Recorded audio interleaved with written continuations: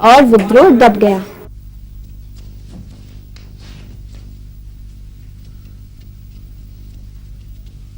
ओहो, तुम यहाँ बैठी हो और मैं तुम्हारे को मोहल्ले भर में खोल आया हूँ। जब तुम्हें मालूम था आज बच्चों को कहानी सुनानी है, मोहल्ले भर में बेकार क्यों घूम रहे थे? मैं यहाँ कब से बैठी तुम्हारी राह देख रही हूँ। अच्छा, झगड़ा छोड़ो, अब ये बताओ कि बच्चों को आज कौन सी कहानी सुनानी है? लो भाई, तुम्हें इतना भी याद नहीं, हम उन्हें आजादी की पहली लड़ाई की कहानी सुना रहे हैं। लेकिन वो तो हम उनको पिछली बार सुना चुके हैं। पूरी कहाँ सुनाई थी हमने कहानी? तो ठीक है, जहाँ से सुनाई थी अब उसके आगे सुनाओ। बच्चों, हमने आपको बताया था कि आजादी की पहली लड़ाई की चिंगारी 1857 में बैरकपुर की सैनिक छावनी में भड़की थी, जो उत्तर भारत में दिल्ली, लखनऊ, बरेली, झांसी, आगरा, कानपुर आदि शहरों में फैलती गई। अब हम आपको इसके आगे की बात बताएंगे।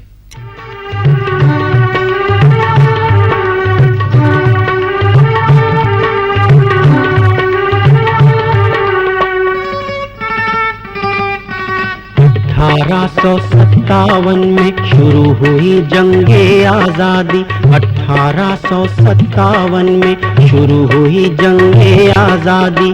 जाने कितने ही वीरों ने अपनी उसमें दी कुर्बानी। जाने कितने ही वीरों ने अपनी उसमें दी कुर्बानी।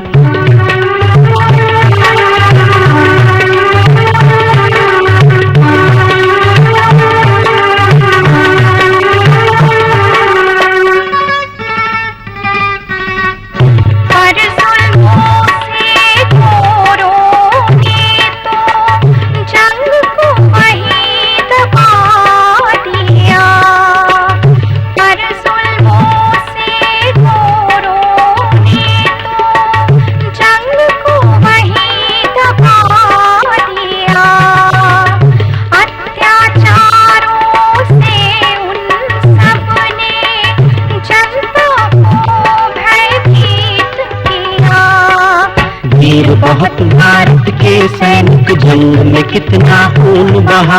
वीर बहुत भारत के सैनिक जंग में कितना खून बहा। पर सन 57 का विद्रोह बच्चों पूरा सफल ना हुआ। बच्चों पूरा सफल ना हुआ। बच्चों पूरा सफल ना हुआ। और जानते हो बच्चों, इस आजादी के आंदोलन की असफलता के कई प्रमुख कारण थे, जानती हो? हाँ, लेकिन तुम्हें भी बीच बीच में बताना पड़ेगा। ठीक है, आज मैं तुम सबको उन्हीं कारणों के बारे में बताऊंगा। रुको, पहले मैं बताऊंगी। ठीक है, तुम ही बता लो। इस विद्रोह की असफलता का सबसे पहला कारण था अंग्रेजों की दमनकारी नीति। अंग्रेजों ने विद्रोहियों के ऊपर इतने अत्याचार किए और अधिक से अधिक अत्याचार करके उनमें दहशत फैलानी शुरू कर दी। और दहशत यहां तक फैलाई कि उन्होंने बहादुर शाह जफर के बच्चों के सर काटकर बादशाह के पास भेज दिए और तो और उनको कैद करके बर्मा भेज दिया।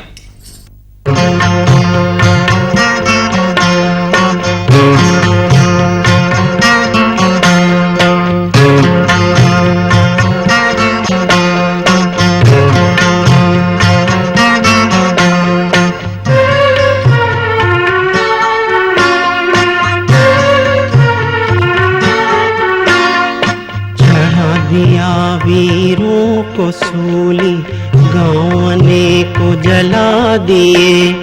चढ़ा दिया वीरों को सूली गाँव ने को जला दिए।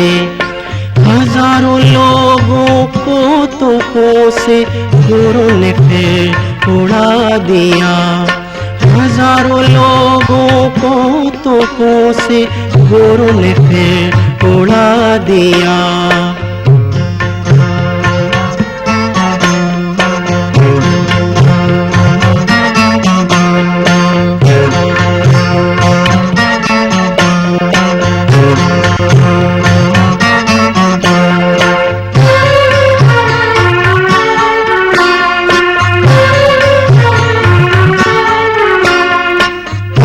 अत्याचारों से भी बच्चों ये विद्रोह नहीं दबता।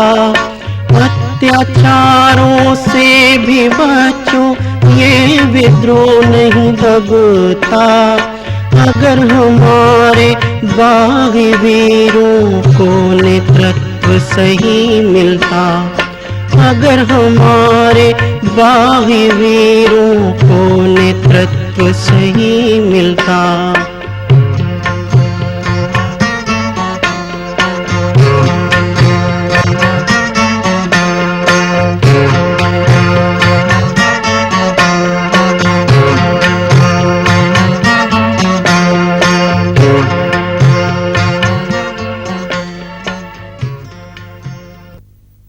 बच्चों, इस विद्रोह की असफलता का दूसरा कारण था सही नेतृत्व का ना होना। तुम ठीक से नहीं बता रही हो। विद्रोह की शुरुआत करने वाले तात्या टोपे, रानी लक्ष्मीबाई और बख्त खां जैसे प्रमुख नेताओं के शहीद हो जाने के बाद सैनिकों को सही मार्गदर्शन करने वाला कोई न था, इसलिए वो कोई ठोस रणनीति ना बना सके और इस तरह विद्रोही अलग थलग हो गए और अंग्रेजों के द्वारा मारे गए। लड़ाई की असफलता का एक प्रमुख कारण और था। वो क्या? शस्त्रों का पुराना होना।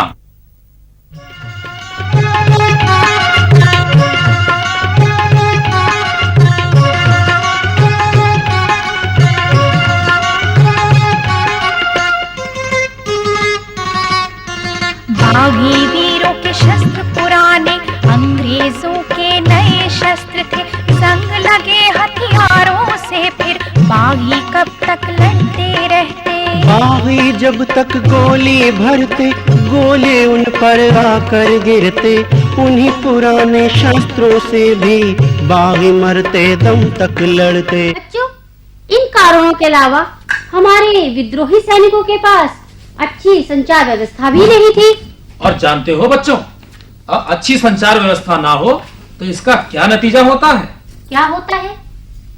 इसका नतीजा ये होता था कि इनकी सूचनाएं अपने साथियों के पास सही समय पर नहीं पहुंच पाती थी, जबकि अंग्रेज अपनी अच्छी संचार व्यवस्था से विद्रोहियों की गतिविधियों का पता लगा लेते थे और अब इसकी सूचना अपने उच्च अधिकारियों को दे देते थे।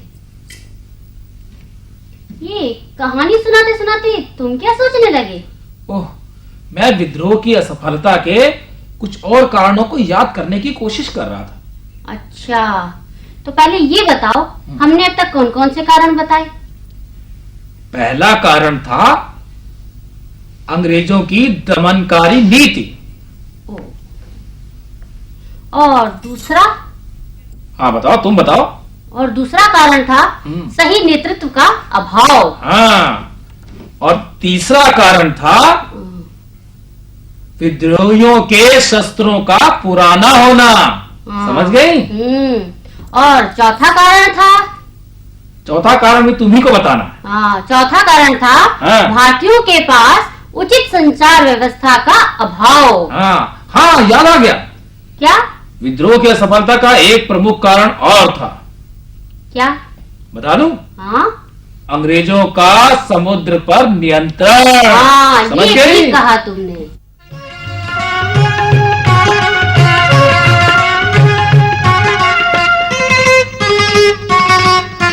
भर के समुद्र पे कब्जा बच्चों, घोरों ने शक्ति को खूब बढ़ाया। शस्त्र और सैनिक भर करके बड़ा जहाज भारत में आया। सागर पर कब्जा होने से नहीं रोक अंग्रेजों को थी, शस्त्र अस्त्र सैनिक लाते थे, अत्याचारी नीति थी चलती।